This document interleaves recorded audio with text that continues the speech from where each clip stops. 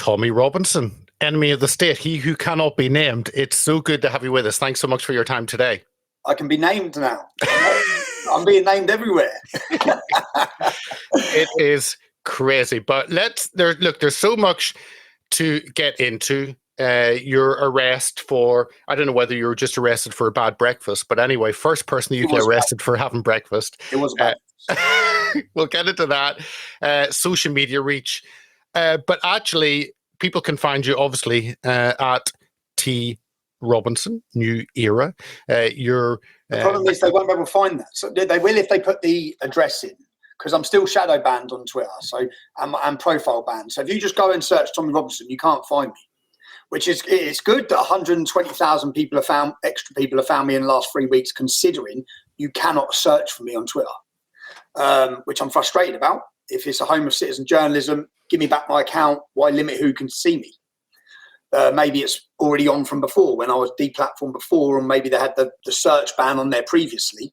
Maybe they haven't realised that. I hope so. I hope that my reach, I'm given the ability to reach the masses. That's what it should be. So there shouldn't be limits on who can find me, which is currently there are. So, but yeah, at T Robinson, New Era. That's where I'm at. I sometimes think, crap, what's Tommy on? I'm on my phone and don't have it saved or whatever. Oh no, of course I can't find it. Let me check his feeds, and at least you're there, certainly in our feeds. The one other thing is trsilence.com for your books. Maybe mention that before we get on, because those are. I'm on a grift. It's Christmas. I don't care. As I said, I've got 3 kids, and they've got big lists. And this is Enemy of the State. If you watch what happened recently with my arrest in London, you watched that little clip and you saw I done nothing. Yeah. If you go on my Wikipedia and read my criminal convictions, literally it's a list of the things you just witnessed. And I get put before a judge, not a jury. I've never had a jury, ever. I won't have a jury this time. I will not have a jury for an upcoming trial where I face 2 years.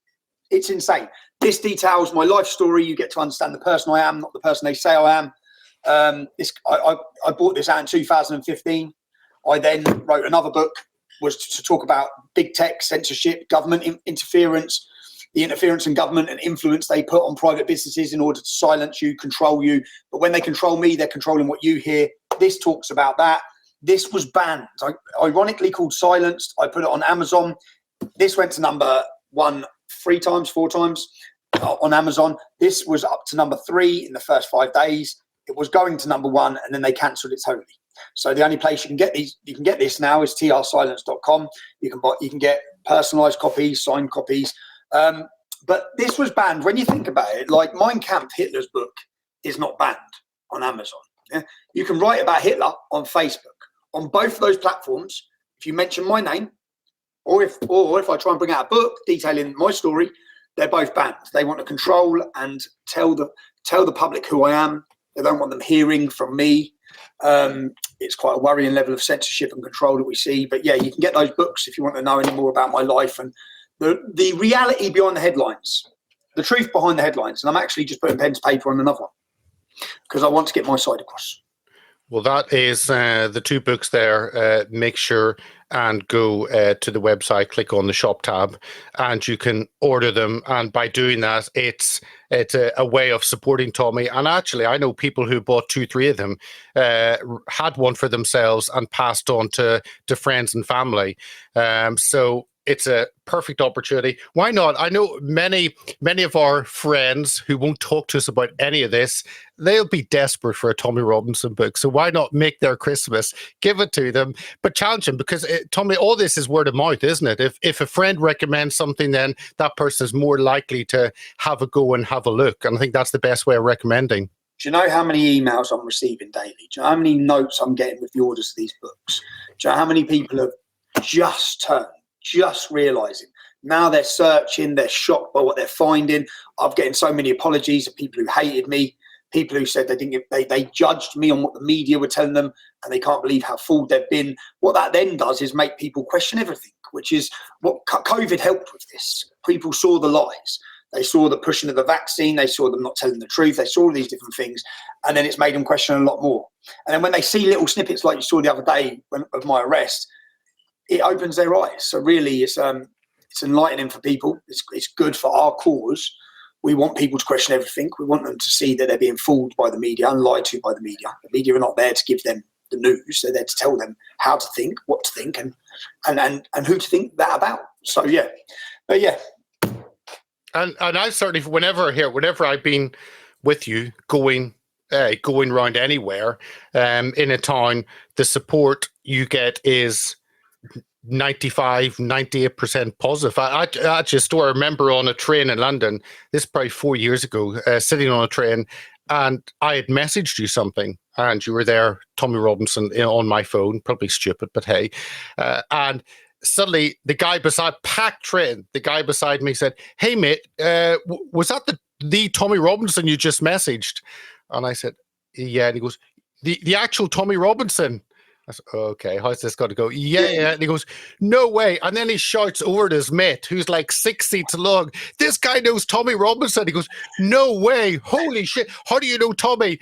And tells about, and suddenly I'm thinking, oh no, how's this going to go? But it's the norm. It's when you mention your name, the reception by and large hugely is positive. And that's the opposite of what the media try and portray. I will do. One day I'm just going to get someone to stand back and film me as I walk through places. Because I obviously am aware of the perception the reception I receive. So that gives me, does it inspire me?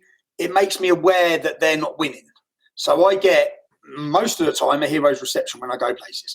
And I understand, so that they have wished to portray this image of we're part of a fringe movement. We're not. We're mainstream. Yeah? People are thinking what we're thinking. They feel the way we feel. They're seeing what we see. So they want us to be some little fringe movement, and they want to portray that I'm the most hated man in Britain. Total opposite. So yeah, and I know that. And luckily for me, my children have been able to see that everywhere I go. And it's not. And you know what? They're attempt to portray us as racist. I was walking through the airport yesterday. Majority of people come up who shaking my hand, asking photos, weren't white. So it's like, yeah, they're not winning. They haven't won.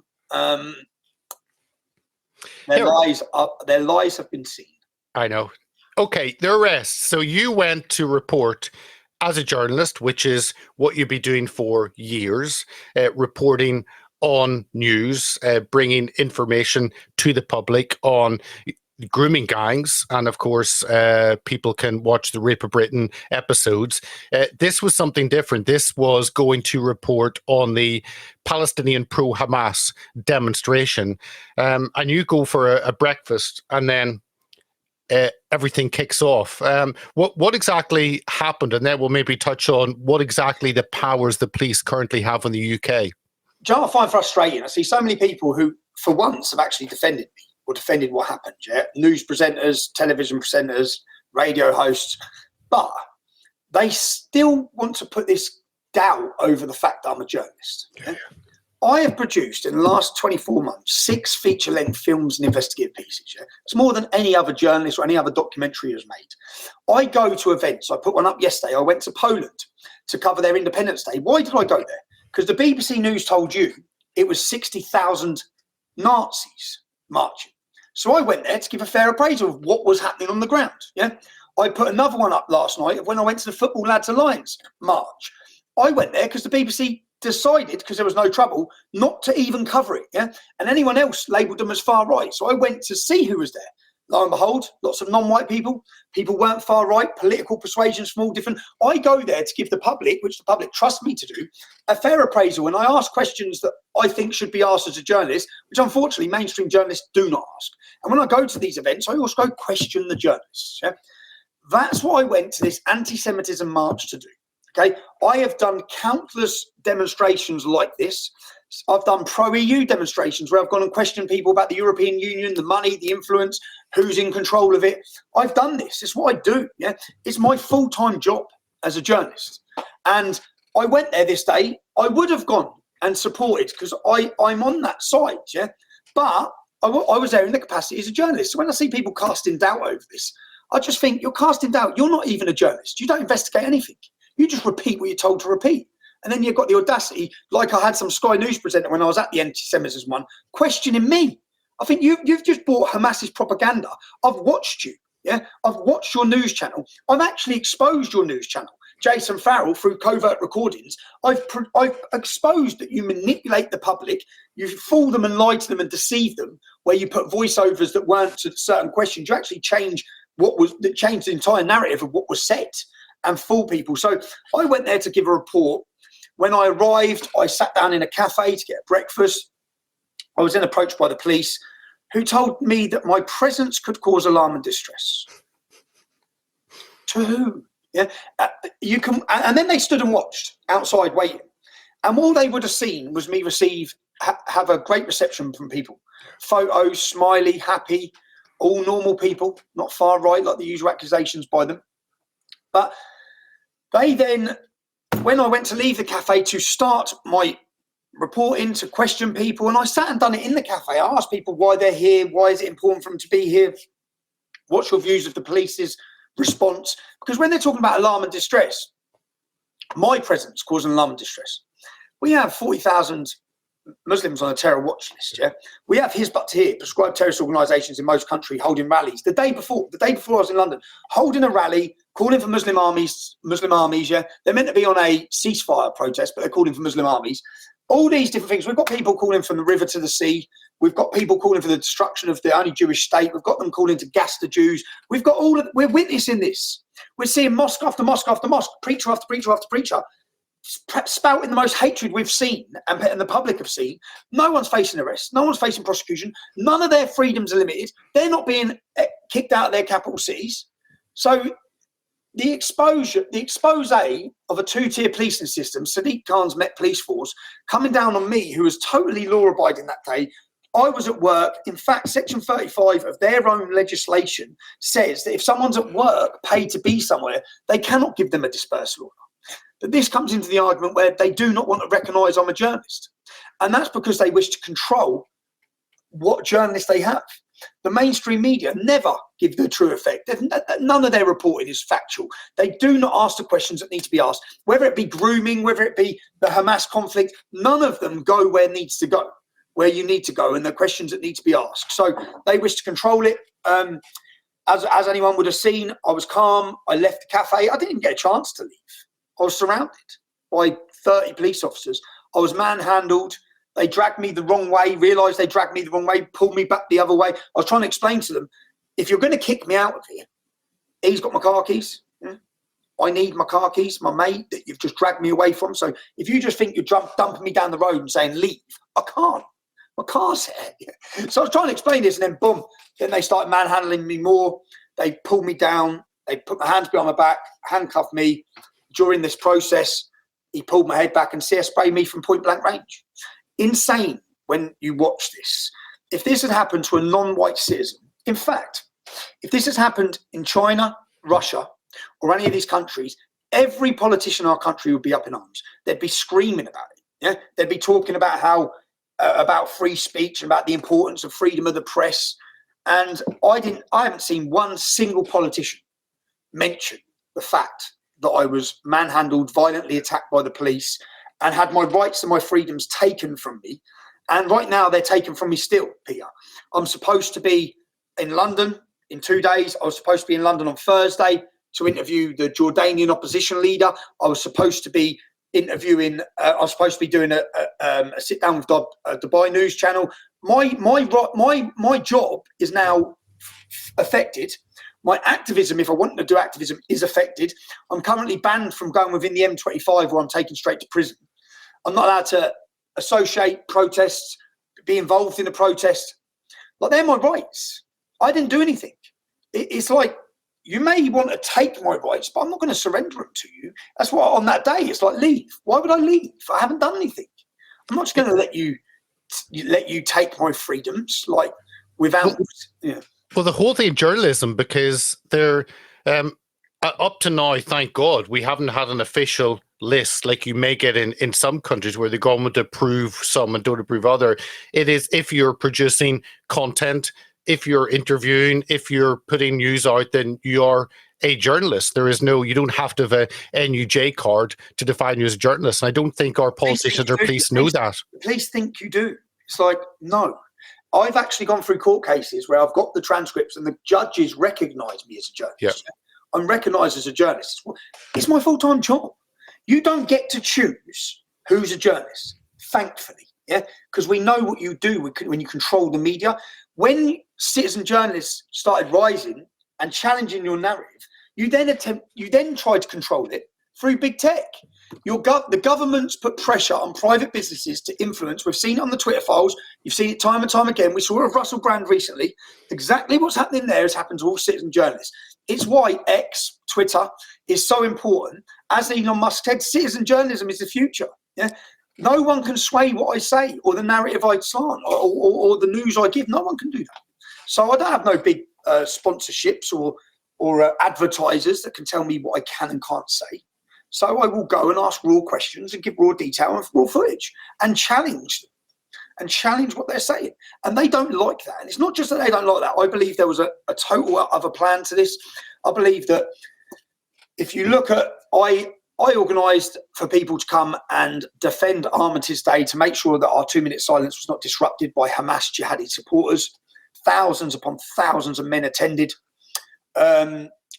Within 48 hours of being given back my social media and my voice, I received a letter from the Attorney General warning me that they're looking at prosecuting me for contempt of court because I created a film called Silenced. They gave me an injunction preventing you, the public, from seeing what's in that film. That film is a total expose with covert recordings. It shows that they are corrupt. They spent money to control the truth. They silence people. The lengths they go to make sure they are in control of that narrative is insane. All documented in the film. They really don't want the world watching that film, so they then give me an injunction saying I get 2 years in jail if anyone watches the film. The film was leaked 7 months ago. But for 7 months, I heard nothing. I'm giving back my voice on social media. 48 hours later, I'm threatened by the Attorney General. I told the Attorney General politely with my legal team to fuck off. Yeah, you are not... In good Elon Musk style. You are not taking my freedom of speech. I'm not surrendering it to you. Yeah? I will not give it up to you. You may wish to take it. Well, to take it, you're going to have to put me in jail. Yeah? I'm not just going to accept that you are limiting my freedom of speech, limiting my freedom of assembly when I've done nothing wrong. If I get before a judge on contempt of court, tell me what's in the film that's incorrect. There's nothing in there that's incorrect. It's a school record. It's covert recordings of 7 teachers saying that they were paid. You paid them. Who paid them? The leader of the local Kirklees Council, who's now resigned for fraud, yeah? Whose brother is the Islamic radical imam who made sure the Batley school teacher is still in hiding. He's the one who has organised all the protests. Our councils have been infiltrated. Our governments have been infiltrated. Every institution in our country has been infiltrated. I made a documentary that proved it. And guess what? The judiciary's infiltrated and all. And it all proves it. So, as I said, within 48 hours, I received that letter. I now face 2 years in jail for that film. It's not a film that I put out. It was leaked. I didn't put it out. So I will fight it in court. And when I fight it in court, they're just going to bring more attention to the film. Like, hopefully, and especially when people see what just happened last weekend, people are going to realise, shit, they're going for it. This is an establishment attack. They're attempting everything they can. And this isn't just, I keep saying it, this is far bigger than Tommy Robinson. You don't have to like me. You don't have to like my history. You don't have to like my past. You don't have to like what I've said, what I've done, to realise that we should not live in a society where government overreach, police are used.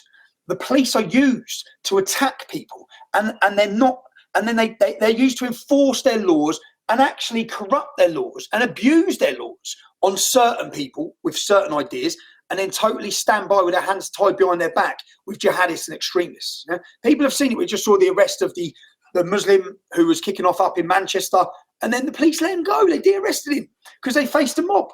So who controls the streets? The mob. Yeah? The mob. What they're sending out messages: get violent. Be violent, yeah, and you'll get what you want. And of course, that's gonna embolden these Hamas supporters on our streets. But it's also outraging the entire British public who are watching this. And it's something I've spoke about for 15 years. I've spoke about from in fact, if you dig up the article I wrote in 2004, which I used in my Oxford Union speech, I spoke then in my local newspaper about the 2-tier policing. Iron fists for us, kid gloves for them. Yeah, same with funding.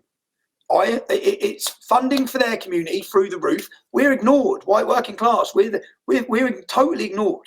by our government and our councils. But that's something like, I think a lot of people have watched what's happened. They don't agree with it. I'm actually going to be in court, Peter. I'm just waiting for a message now. I think I may be in court this Wednesday, if not Monday. So I will be in court to challenge the legalities of my bail conditions. Because anyway, if you watched it, I've done nothing wrong. Why am I banned from my capital city? Why are these jihadists not banned from their capital city?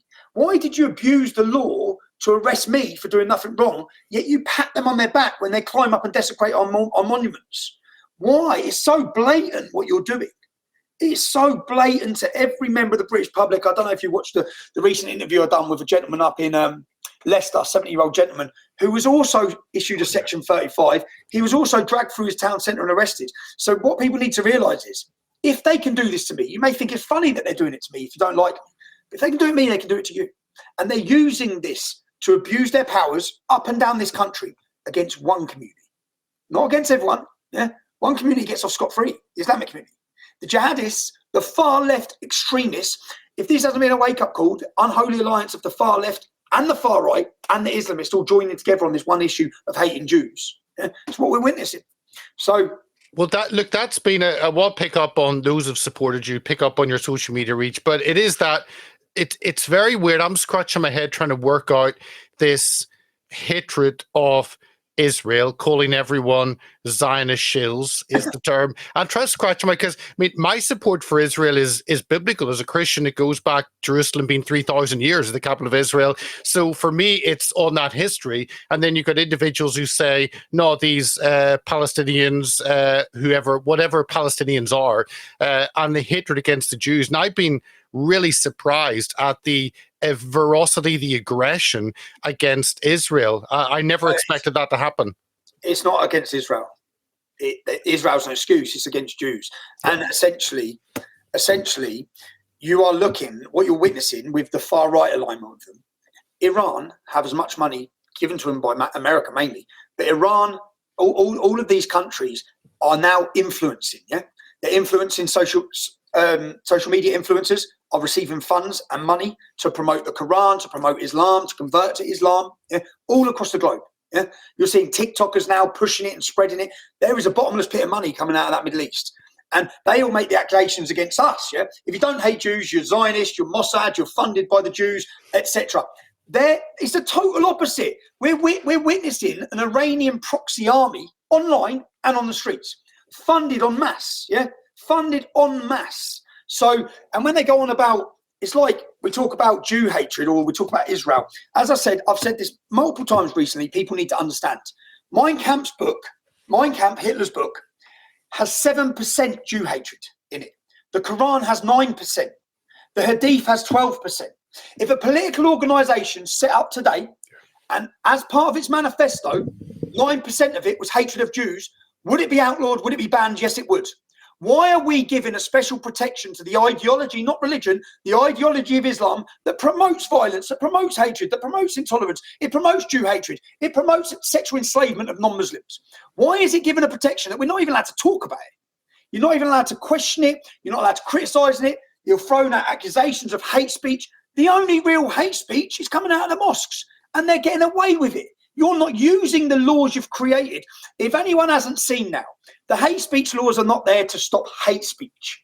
They're there to stop you criticising what they're pushing. Yeah? And Islam's being pushed on all of us. And it's like Mein Kampf is banned, the Quran is pushed and celebrated, and the influence and the social media influences that everyone can now see all over the world who are pushing this agenda in America, across the globe. They're pushing this agenda. They're the ones receiving their funds. They're the ones getting paid for it. I've always stood and said openly, look, it's not difficult. Hamas or ISIS, yeah? Hamas have already come out and said, first the Jews, then the Christians.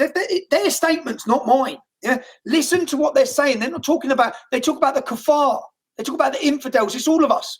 If you do not think, and I keep saying even to these far-right morons, yeah, say, listen, if they've murdered 1,500 Jews, and they've slaughtered, they've raped, look how emboldened they've become in every Western nation. They're not bothered. This has given them, we will see more jihad. We've just seen an arrest yesterday for a planned attack in Las Vegas. We've seen a French attack. Yeah. The man who done the France attack had already been arrested previously for planning another attack. Yeah, what's he even doing on the street? These people are at war with us. Intern them. Get them off the street. You know they're a risk. Get rid of them. 3,000 Muslims are monitored 24 hours a day, 7 days a week, because we know they're planning to attack us. Get rid. If they've got dual nationality passports, fuck them off. They've got to go. The time for sitting anymore is gone.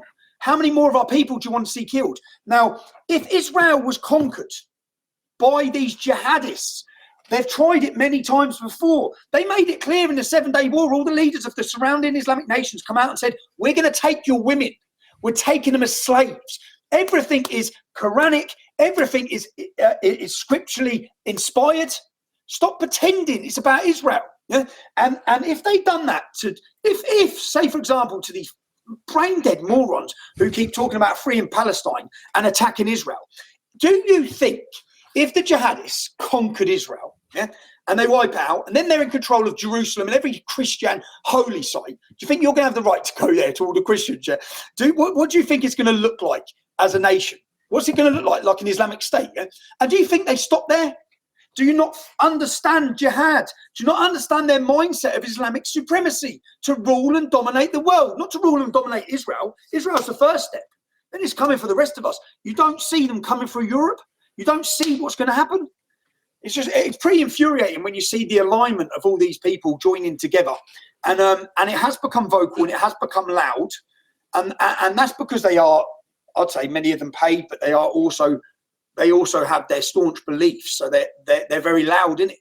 But if you go out day to day and get out of the bubbles of online, yeah, you realise the vast majority of the British public stand on the side of Israel. Yeah? Maybe not the youngsters, which is why you see the American election now. I've been watching what's happening in America. This American election 2024 is the most important in their country's history. Yeah, you see if the Republicans do not win this, and the 4 million that have come through the borders now becomes 8 million, 12 million. Yeah, of dependents who will vote for Democrat. There will never be a Republican government again, and not just there will never be a Republican government again. If you look at the mindset of the elders and the youngers in the United States and in Great Britain, our education systems have been totally infiltrated. They are winning that war. Yeah, so the 16 to 24-year-olds hate Israel. Yeah, the extremism. Look at teachers having to hide because they went to a pro-Israel rally, and hundreds of students getting violent in universities across the United States.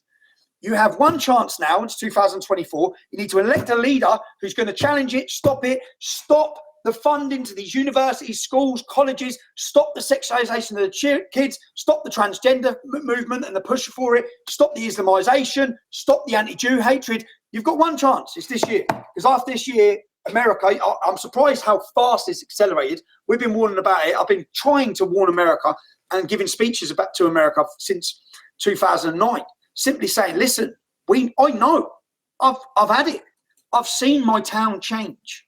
One mosque in 1982 to 45 now. You're in trouble. Your government.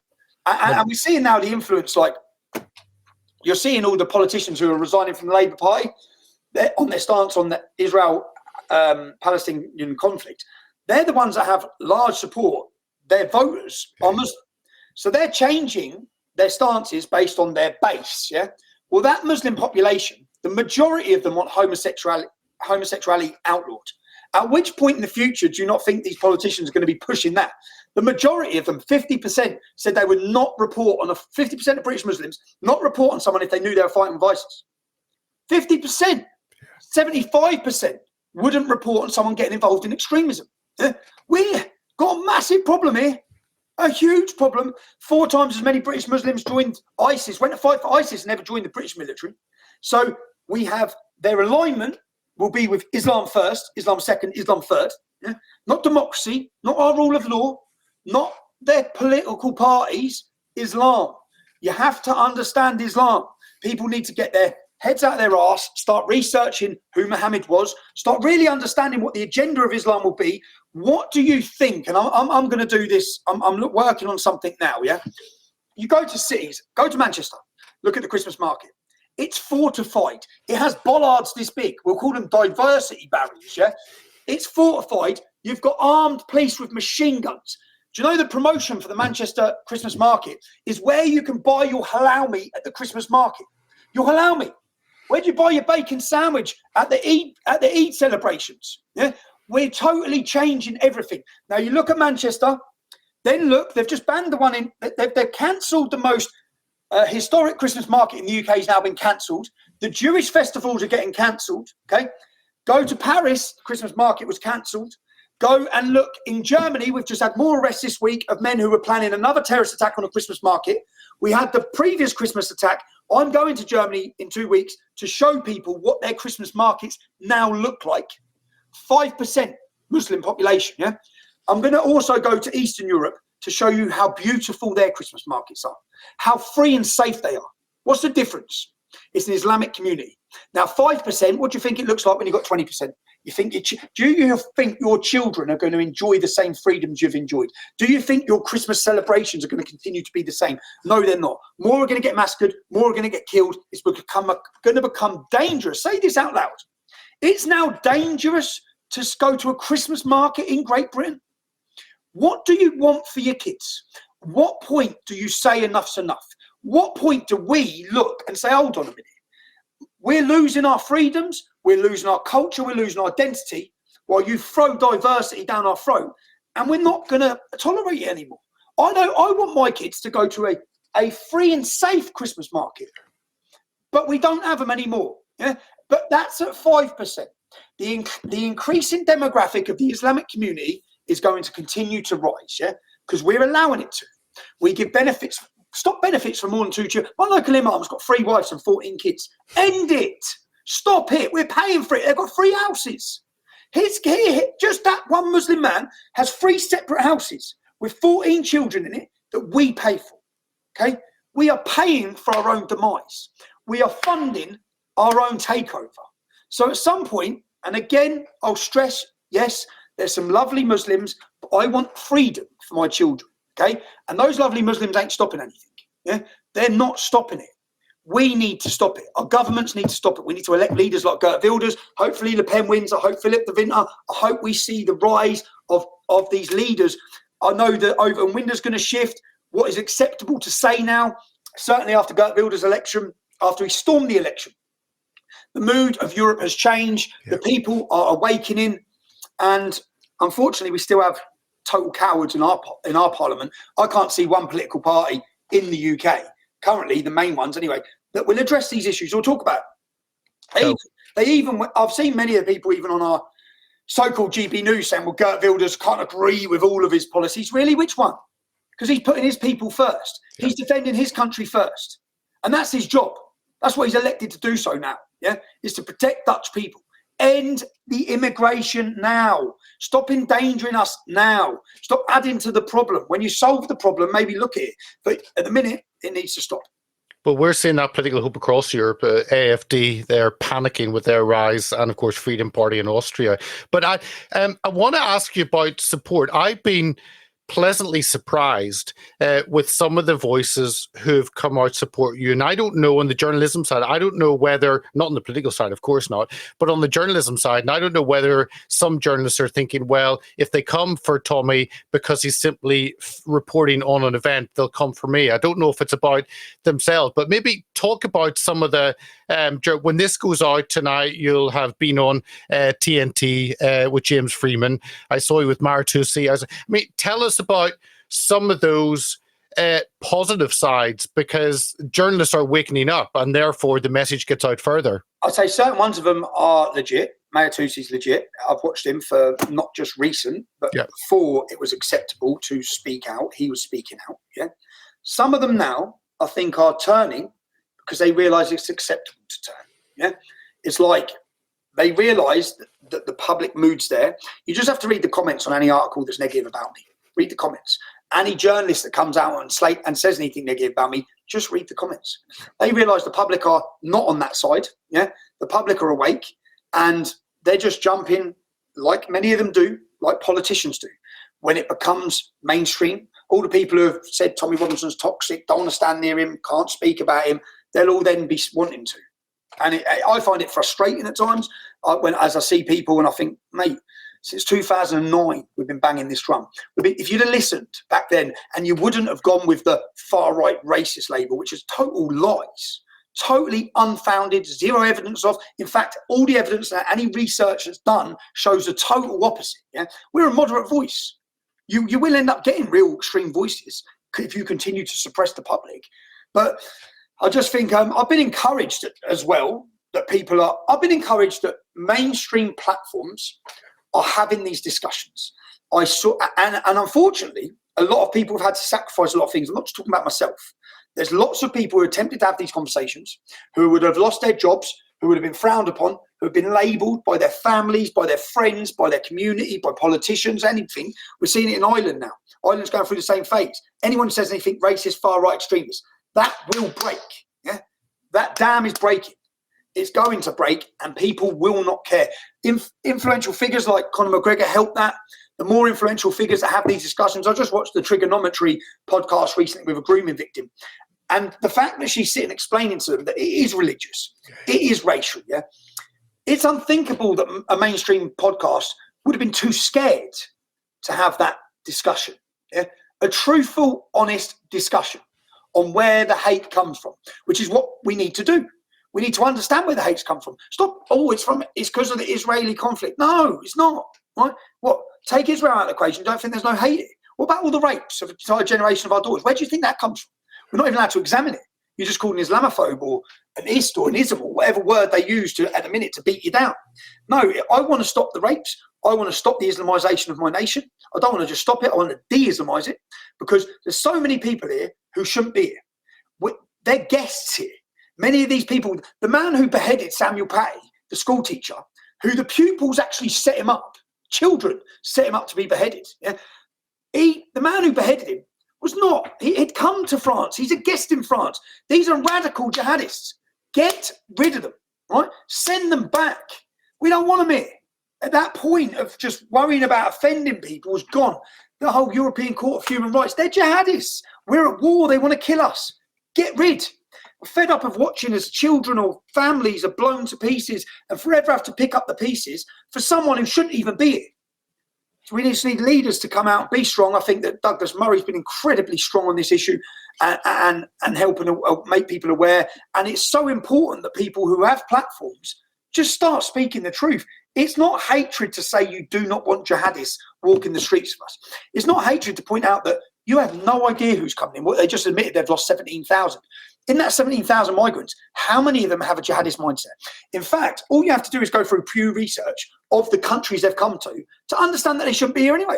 Their values and their mindset and their beliefs don't fit with Western values. Sharia law, I think the European Court of Human Rights already ruled Sharia law, this is coming back to 2007, is incompatible with Western democracy and freedom. So anyone who wants Sharia law, see you later. You've got to go. You're not welcome here. And to say that is not extreme. It's not hatred. Yeah, it's now current. It's needed. We have to have brave, fearless voices in this debate and argument, and sensible as well. It's sensible to say we do not want an alien ideology here that wishes to enslave our people, that wishes to overthrow our democracy, yeah, and replace it. And that voice will only get louder as the demographic changes. Tell, just to finish off with you on, obviously, when actually did you find out you were back on Twitter? I was in Spain. Yeah. I was sitting in a restaurant, and I saw it pop up, T. Robinson Murillo. And I was like, what the fuck? And I was like, and so I had to check, and I was like, that's my account. It had 300,000 followers. It had 305,000, but my account had 475. So I was a bit confused. That shows they must have deleted another 170,000 people. They deleted our whole movement. The same with Facebook. When Facebook deleted me, I had 1.2 million followers. But what they've done is anyone who had shared my stuff positively was also then deleted. So what they've done was they cleared Facebook of our entire movement. They got rid of the entire movement of truth tellers and people who were opposed to the Islamization and open border immigration. They got rid of all of them. And that wasn't, so they made me a person of hate in 2019 or whatever, yeah? They went back to people who had posted 3 years prior, before I was a person of hate, and started deleting all their accounts. But yeah, I realised, and then I looked, and then, do you know what? I don't remember any passwords. Anyone who knows me knows this. Yeah. Every time I get locked out of my phone, or every time I get a phone taken off by the police, I can never get back into my iCloud. I have to start a new iCloud. So I never remember. So what happened? I sat there and I thought, well, that's my account. I don't know the password to the email address. Yeah. I don't know the password to the account. So I'm looking at it. I want to be straight on there. It was a frustrating 48 hours. I'm thinking, I want to tweet. I'm back.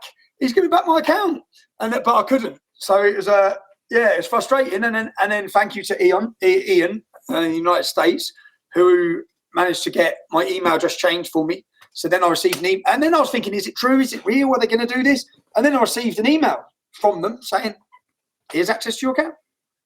Then I danced around my room, screamed a lot, shouted a lot, and thought, here we go. We're back.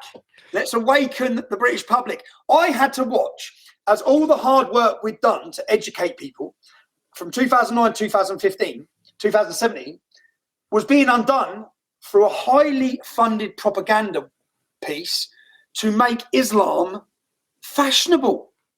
It was then becoming fashionable. It's like, what?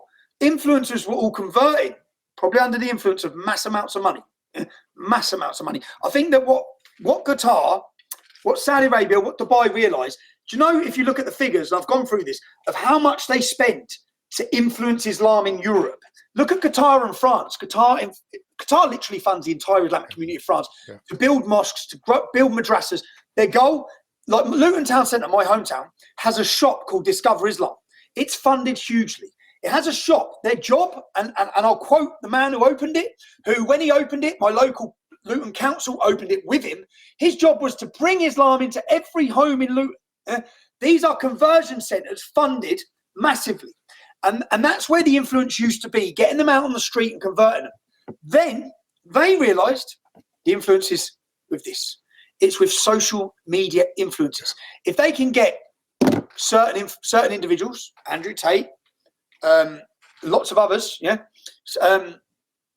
Sneeko, there's all over people are converting, boxers are doing it, I'd ask, how much are these people receiving, because what they now realise is, if we can get him, he's got the next generation of youth. If we get him to start putting out Quranic verses, how cool Islam is, telling people that Islam's the only solution to these problems, then they are converting more than they could ever dream of for a fraction of the money, because they spend billions building mosques, building madrasas, pushing it. And their goal, all of them, is to influence with Islam on our country, on our people, on your children. So now I'm back.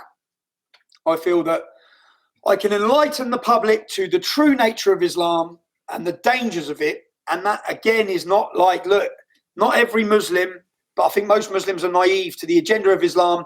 Most Muslims who you say are beautiful people, who I know are beautiful people, do not follow the Quran to the literal interpretation. They're not following it word to word. They pick the good bits and ignore the bad bits. But I'm sorry, with the growing influence of Islam on Europe, you cannot ignore the bad bits. We cannot continue to have our borders open with all this hatred that's spewed against us, with these people who are being brought up from the age of 4 or 5, indoctrinated to believe this is the word of God, to believe Muhammad, who beheaded 600 in one day, who raped children, who murdered, who tortured, to believe he was perfect.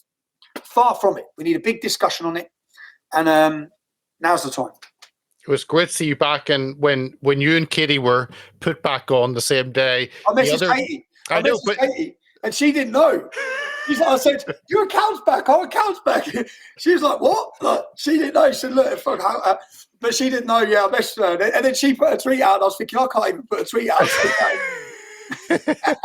Oh, it was so good, and of course the other two that were persona non grata are Bannon and Alex Jones in the States, and I'm intrigued why they. Recently, huh? So Gavin McInnes got his back. So okay, yes, I saw Gavin getting him get his back. So I have hope, and everyone who hasn't broke the law, Elon Musk's words, if you haven't committed a crime, if you haven't used your platform to commit a crime, I've never been arrested for anything, hate crime, racial. I've never even been arrested for any of it. Everything I put out is factual and backed up by scripture or evidence. And that, unfortunately, we went through 5 or 6 years where the truth and facts were deemed as hate speech. Elon Musk has given us back our ability to have discussions, free and open discussions, which is what's needed. even with Muslims and with their imams and with their leaders. Let's talk. Let's debate and let the public make their own mind up. They're going to be on our side. 100%. Let me just leave people with the books again. trsilence.com. Get a hold of them. By buying the books, you support Tommy, and if you've had them before, get another copy and pass it on to a friend. Wrap it up as a Christmas gift. Tommy, thanks so much for coming on. Always good to have you, and thanks for coming.